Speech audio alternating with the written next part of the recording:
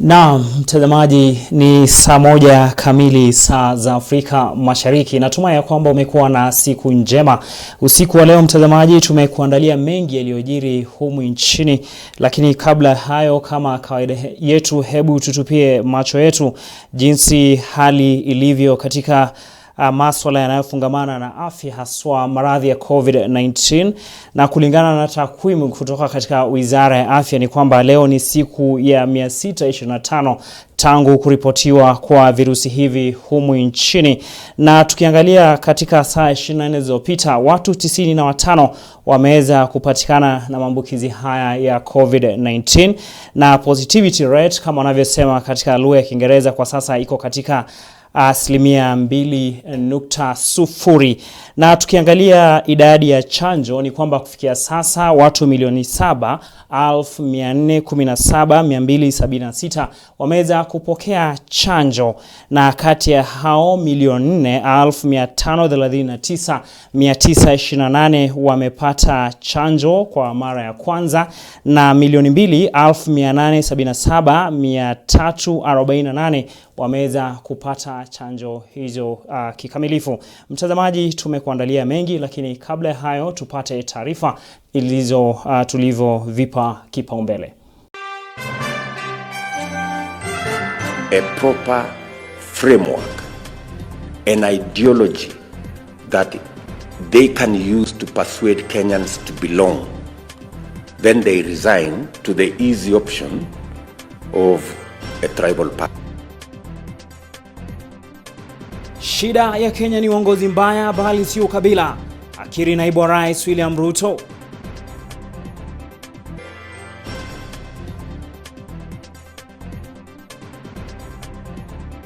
Na bahati mbaya kwenda mchanga ilikuwa na unyevu alafu ika collapse.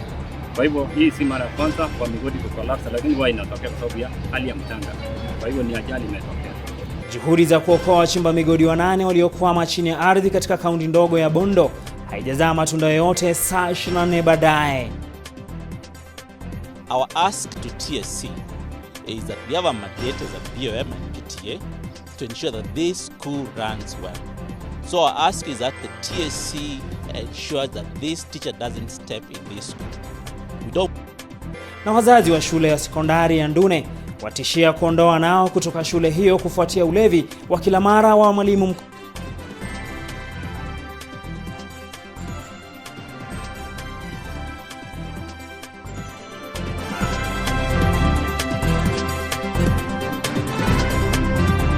Tunaenda moja kwa moja hadi katika taarifa zetu, ambapo shughuli za kuokoa watu 8 walionaswa migodini katika kaunti ya Siaya imeendelea saa 24 baada ya wao kuangukiwa wakichimba madini kwenye mgodi wa Abimbo.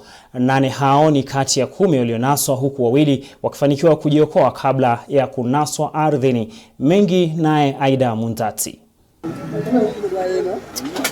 Hofu inazidi kutanda kuhusu uhai wa watu 8 wa kuchimba migodi walionaswa ardhini huko Abimbo, kaunti ya Siaya. Tangu waliponaswa zaidi ya saa 24 zimepita, hatua zote zilizowekwa kuokoa zikikosa kufua dafu. Hata hivyo, mikakati na mbinu bora zaidi zinazidi kuwekwa. Shida ilikuwa wengine ilikuwa imeteleza kiasi, ndio sasa ikakuwa shida, sasa ikafunika pale, ikafanya sasa izuie wale watu wakose kutoka. You can see the complications. The ground is very soft. When they try to excavate, some part of the wall caves in. So the problem is the soil is very loose. Shughuli hii ya uokoaji ilianza hapo jana usiku. Sasa baadhi ya viongozi wakianza kunyosheana kidole cha lawama kuhusiana na uokoaji huo. In terms of preparedness, the government preparedness to handle emergency is still very poor. That's number 1. Number 2, the extent where we are. If this were happening in Nairobi, I want to believe that these guys would have been rescued by now. If this was happening in Nairobi. So we are left like we are not part of the citizens of this country. We are lacking resources for such a magnitude of a disaster. No one could have envisioned it, but here it is. Kisa hiki kinaripotiwa huku visa sawia na hivi vikisemekana kuripotiwa siku za awali. Sasa wachimbaji migodi sehemu hii wakitakiwa kuwa na leseni, wakati huo kuwa makini wakichimba madini. Kwa hivyo tunaomba kila mchimba mgodi kuhakikisha kwamba area yake ya kazi ama migodi yake imekuwa licensed. Tutaendelea kutilia mkazo kwamba kila mmoja awe licensed, kwa sababu tunaendelea kupoteza maisha, kwa sababu mtu kuwa license lazima kuna ile strategies imewekwa in place ya kuhakikisha kwamba wanaokoa maisha. Nane hao wanasemekana kuwa futi 500 ardhini. Kufikia wakati taarifa hii inaenda hewani, shughuli za uokoaji bado zilikuwa zikiendelea. Jina langu ni Aida Munzati nikiripotia Mwale wa Kirk.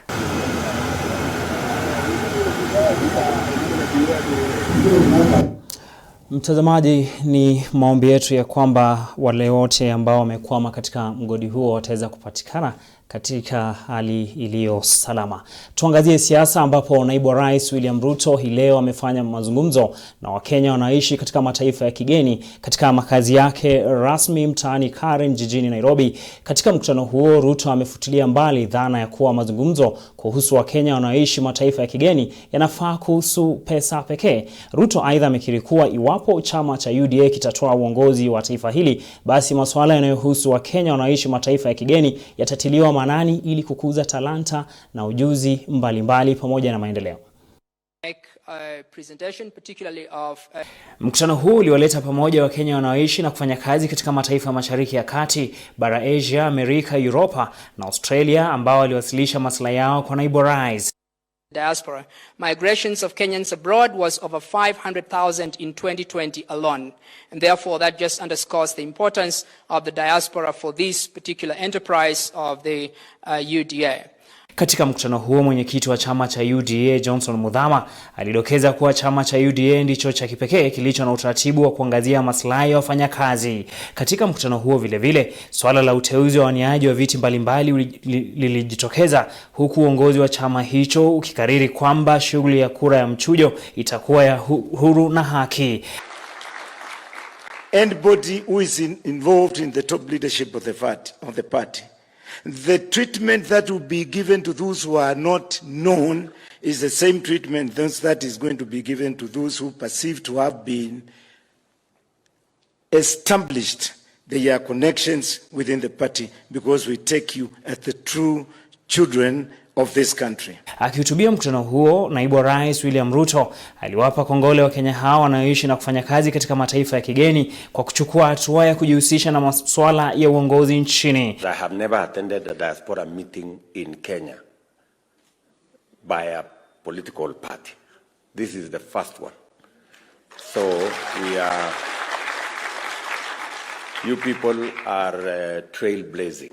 You're setting the standard. And I know many of you have made huge sacrifices. Ruto aidha ameguzia swala la kuongezeka kwa gharama ya maisha ambayo alihusisha na bei ya juu ya vyakula, huku akitoa mapendekezo ya jinsi tatizo hilo litakavyotatuliwa. Akiguzia swala la deni ya kitaifa, Ruto amesema kuwa haoni haja yote ya taifa hili kutegemea madeni kutoka mataifa ya kigeni kama vile Uchina, ilhali Wakenya wana uwezo wa kutengeneza utajiri wao.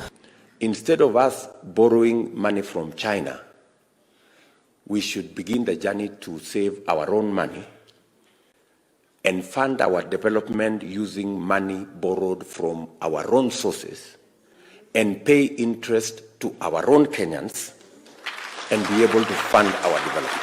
Kuhusu matatizo yanayokumba taifa hili, Ruto amefutilia mbali dhana kuwa ukabila ndio kizingiti cha maendeleo nchini. A proper framework, an ideology that they can use to persuade Kenyans to belong, then they resign to the easy option of a tribal party. Ruto baadaye alielekea hadi katika kaunti ya Kajiado ili kupigia debe mfumo wake wa kiuchumi wa bottom up na azma yake ya urais ya mwaka 2022.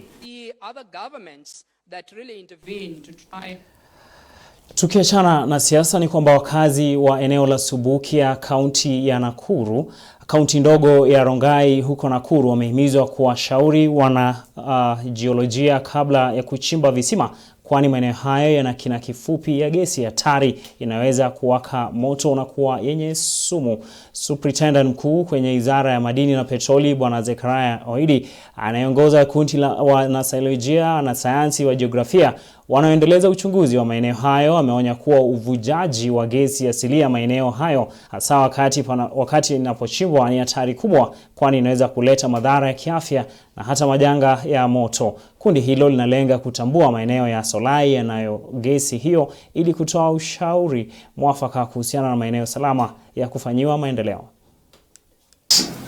Which was flammable. So it shows us that there is possible to have some burning gas, which is methane.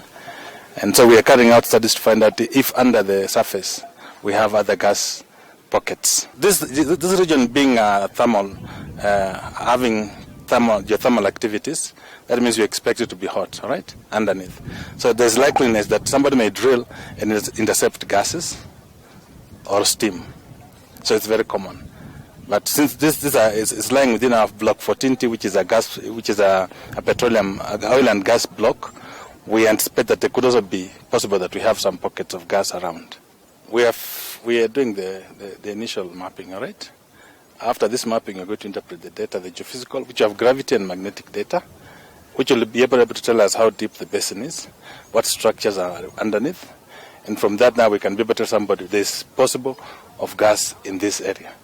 And then we can now market this to investors who will come now and look for the exact gas. And now, when the gas is discovered, you know that now we have a resource. We can talk about that. So if it's commercial. Mtazamaji, taarifa hiyo inatupeleka moja kwa moja hadi katika mapumziko ya muda mfupi. Tutarejea na mengi zaidi katika awamu ya pili. Usiende mbali.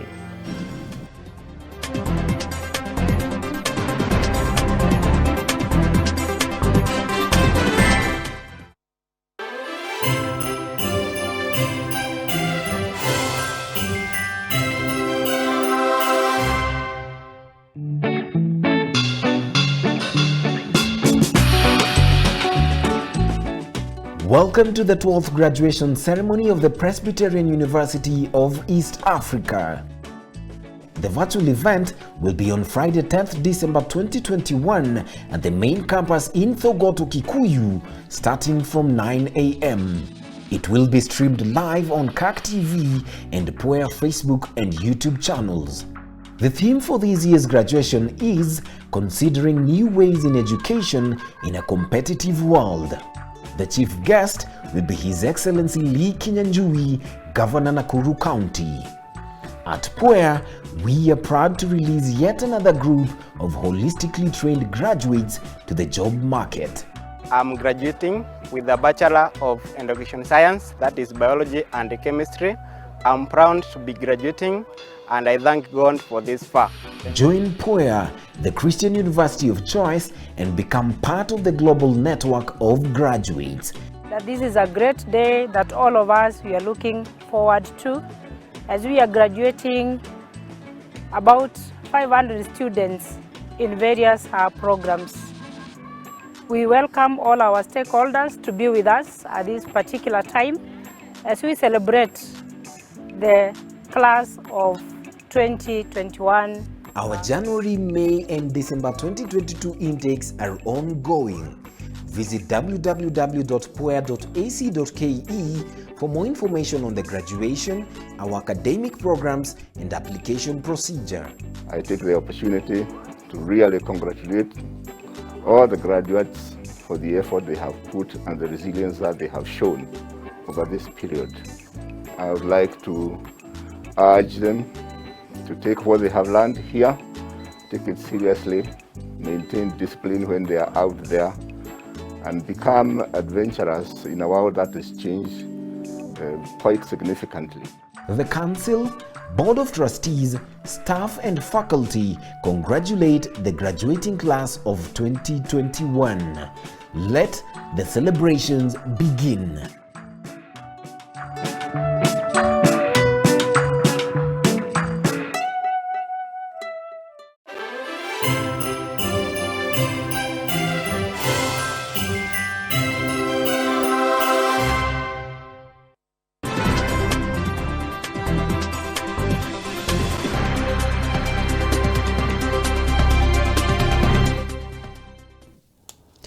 Mtazamaji, tunaelekea moja kwa moja hadi katika kaunti ya Embu ambapo wazazi na wanafunzi wa shule ya upili ya Ndune katika eneo la Makima wanataka mwalimu mkuu wa shule hiyo kuhamishwa kutokana na hali yake ya kuwa mlevi chakari kila mara. Kama anavyotueleza mwanahabari wetu Faith Kaulu, ni kwamba wazazi hao wametishia kuwatoa wanao shuleni humo. Wazazi, muungano wa wazazi pamoja na bodi ya shule upili ya AIC Ndune sasa wanitaka tume ya TSC kumwondoa mwalimu mkuu wa shule hiyo na kumhamisha kutokana na tabia yake ya kulewa chakari kila siku na kufanya vituko shuleni humo.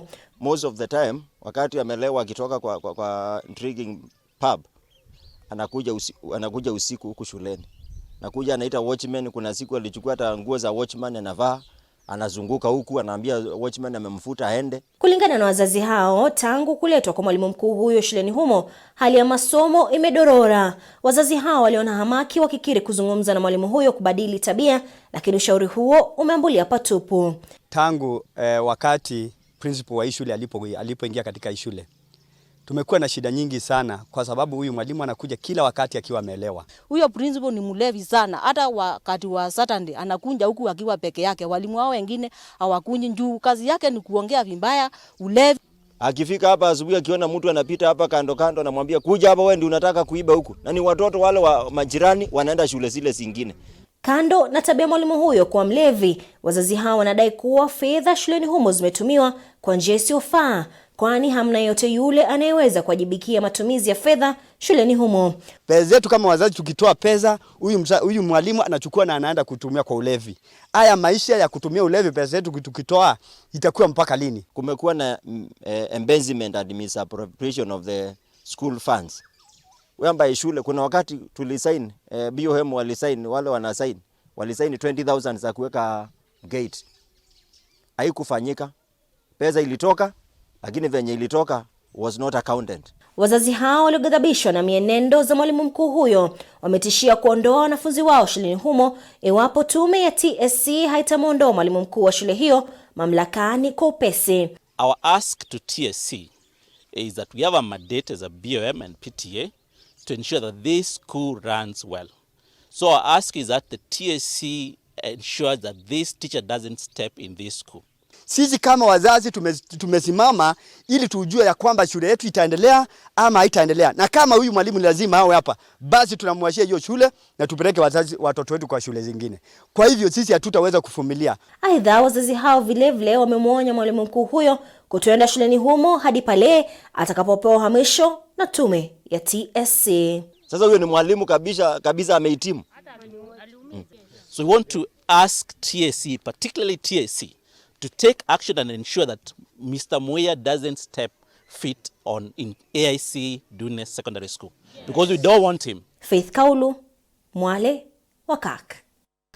Mtazamaji, msanii Steve Simple Boy alimba kwamba vijana tuache miadarati. Kumbe huenda alisahau ya kwamba miadarati haitumiwi tu na vijana bali pia watu wazima. Tunatumai ya kwamba mwafaka utapatikana baina ya wazazi na mwalimu yule mkuu wa shule hiyo ya upili. Tuangazie siasa kwa kifupi ambapo naibu rais William Ruto ameendelea kujipigia debe katika kaunti ya Kajiado akifutilia mbali mahasimu wake wa kisiasa kwa kudai kuwa hawana chochote cha kujivunia wa Kenya. Ruto ambaye anasaka uungwaji mkono eneo la Kajiado amedokeza kuwa yeye ana rekodi ya maendeleo ambayo Wakenya watatumia kama kigezo cha kumchagua. Sasa mimi nauliza nyinyi, kwa sababu hii mashindano iko hapa mbele, sio mashindano ya urembo, ni mashindano ya kazi. Mimi nauliza nyinyi, mimi Deputy President William Ruto, sawa sawa, si mimi tumepanga na Uhuru Kenyatta tumejenga barabara hapa Kajiado, tumejenga 300 kilometers pamoja na hii yenu ya hapa Imaroro, si tumeunganisha stima from 30,000 tumefika 140,000, so tumejenga TTI 3 ingine mpya. Mimi nauliza nyinyi watu wa Kajiado, kazi ya hawa wengine hapa Kajiado iko wapi? Wamepanga nini hapa Kajiado ikajengwa? Kuna kitu wamepanga? Kuna barabara walipanga ikajengwa? Kuna TTI college walipanga ikajengwa? Walipanga kuunganisha stima ikafanyika? Hawana kazi wamefanya. Mimi nauliza nyinyi watu wa Kajiado, Nyinyi mtapatia mtu kazi ati kwa sababu yeye amesema kitendawili ria? Mtafanyia mtu kazi kwa sababu hiyo? Mimi nauliza nyinyi, kura ya 2022 ni ya kitendawili ama hasla? Mtazamaji, baadhi ya maneno ya naibu wa rais huenda ikakufanya ukajipata unacheka ukiwa pekee. Anasema kwamba kitendawili ria. Tuangazie masuala mengine ambapo jamii za Kipsigis na Maasai zinazoishi eneo la Olmoposimoru, kaunti ya Narok, zimekubali kuridhiana na kuzika tofauti zao katika kusuluhisha uhasama ambao umekuwa ukipelekea kuzuka kwa vita na mashambulizi. Katika kikao cha kuleta pamoja jamii hizo, waliohudhuria wametangaza amani eneo hilo, kumaliza wizi wa mifugo na mizozo ya ardhi. Chris Sambu anaarifu zaidi. Katika juhudi za kusaka amani ya kudumu eneo la Olmoposimoru katika kaunti ya Narok, asasi za usalama ziliandaa hafla iliyoshuhudia maridhiano ya jamii mbili za Kipsigis na Maasai ambazo zimekuwa zikizozana kwa muda. Jamii hizo ambazo zipo katika eneo linalopakana na kaunti ya Nakuru na msitu wa Mau zimekuwa kwenye vuta ni kuvute. Inastahili mbele yao. Mzozo wa ardhi na wizi wa mifugo kitawala eneo la Olmoposimoru, Narok Kaskazini, katika kile ambacho sasa kimezikwa kwenye kaburi la sahau. Wazee kutoka jamii za Kipsigis na Maasai wakikubali kuafikia maridhiano ya kusitisha vita vya kila mara. Wananchi wamesikilizana, Wakale na Wamaasai, na wamekubaliana mbele ya serikali na mbele yao, yamekubaliana hawezi kurudi kufanya fujo. Ikiwa wengi wanataka amani, wale wachache ambaye watakuja kuchochea nyinyi kuleta propaganda, tutakabiliana nao vilivyo. Kamishna wa kaunti ya Narok Evans Achoki amesema kuwa tayari asasi za usalama zimewekwa eneo hilo, akihakiki kuwa hakutakuwepo na mapigano mengine yatakayoathiri maisha ya wakazi. Sisi tumejipanga, tuko tayari kukabiliana na yoyote yule ambaye atajaribu kuvuruga amani katika sehemu hii. Tuko nafanya fujo uone. Tutakabiliana na yoyote yule ambaye atalete fujo bila uoga yoyote. Hakuna kubeba tena mishale katika Olmoposimoru, sivyo? Maridhiano hayo yakishuhudia kuchomwa kwa mishale 1,500 na uta 800 ambazo ni silaha haramu zilizokuwa zinatumika kwa mashambulizi, wenyeji eneo hilo wakikariri mwamko mpya wa amani. 2018 nilikuwa nimefuna mahindi gunia 400 nikaweka store. Na katika hiyo vita watu walikuja akafamia kwangu, wakachoma manyumba na pia wakachoma mahindi gunia 400. Nilienda hasara ya karibu 2 milioni. Mimi nimepoteza ng'ombe, nimepoteza kondoo, nimepoteza nyumba mara 3, nikabaki squatter. Lakini mimi ni mkaaji na bado tunakaa na tunasema amani irudi. Wakazi wa Narok wakikumbatia ujio wa maridhiano kati ya jamii za Kipsigis na Maasai, swala la wizi wa mifugo likifikia kikomo katika kukamilisha mashambulizi ambayo yamechukua miaka na mikaka. Chanzo cha hiyo vita, kupotea kwa mifugo ya Wamaasai na kupotea kwa mifugo ya Wakalenjin. Hiyo ndio ikaleta hiyo msisimuko. Wamaasai wanataka ng'ombe yao, Wakalenjin wanataka ng'ombe yao. Na sio tu kitu ambayo ilifanyika kwa siku moja. Imefanyika ikiwa revenge, inarudishwa tena hivyo. Leo hii tunakuja kudhibitisha na kupongeza wale watu wa Olmoposimoru kwa ajili ya kukaa kwa amani. Ukosefu wa amani eneo la Olmoposimoru katika kaunti ya Narok kumekadiriwa kwa uchochezi wa kisiasa, asasi za usalama sasa zikionya kuhusu wenyeji kukubali kupiganishwa, eneo hilo likipunga hewa ya amani sasa tangu mwaka 2015 wakati hali tete ilizuka na kudinda kukoma kwa miaka. Chris Sambu, Mwale wa Kirk.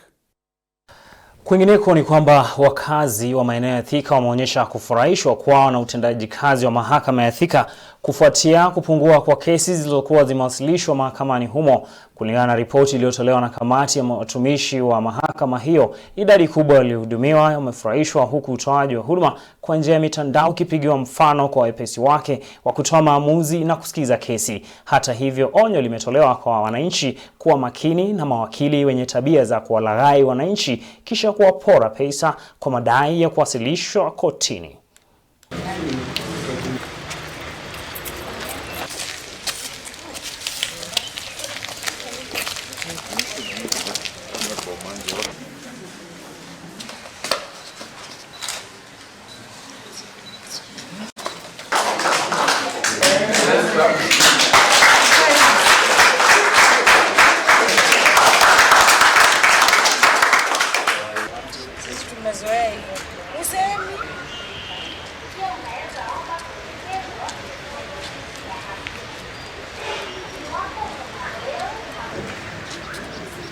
We act on behalf of the people, so we regularly carry out court user satisfaction surveys, and one of the things we are looking at is whether the court has been able to implement some of the surveys we have given in the past, we have made in the past, the judiciary has carried out in the past, and we have found that many of those parameters have now been met. At least we have been able, they're also been able to handle matters of the case clearance rate has greatly improved. Of course, COVID was a factor, and nearly all courts in the country, we had a reduction in terms of the number of cases that could be had, but there has been significant efforts on the part of the officers here to be able to just dispense justice. There have been complaints of corruption. Of course, corruption sometimes is perceived, not necessarily that there is corruption, but this court is aggressively implementing the recommendations that were made in respect of to improve the working environment. As you can see, they've improved the information the public have. When you look right there, there's a big banner just indicating to members of the public in the language they can understand that anybody who requests them for a bribe, they should be able to report to a very specific office of the chief magistrate or the court administrator. They also have a very vibrant customer care, which is one of the innovations they have come up with this year, where they are able to notify the public as they walk in. Please do not do not give money. If you want assistance, this is where you can get the assistance. They also have a morning briefing, because lack of information really is the avenue for corruption. Mtazamaji, taarifa hiyo inatukunjia jamvi la Mwale wa Kaki Jumaa ya leo. Nasema shukran sana kwa niaba ya Edith Koros na watu waliofanikisha makala haya, kutoka kwangu Cornelius Omuse, na kutakia Desemba iliyojaa shamra na baraka tele. Alamsiki.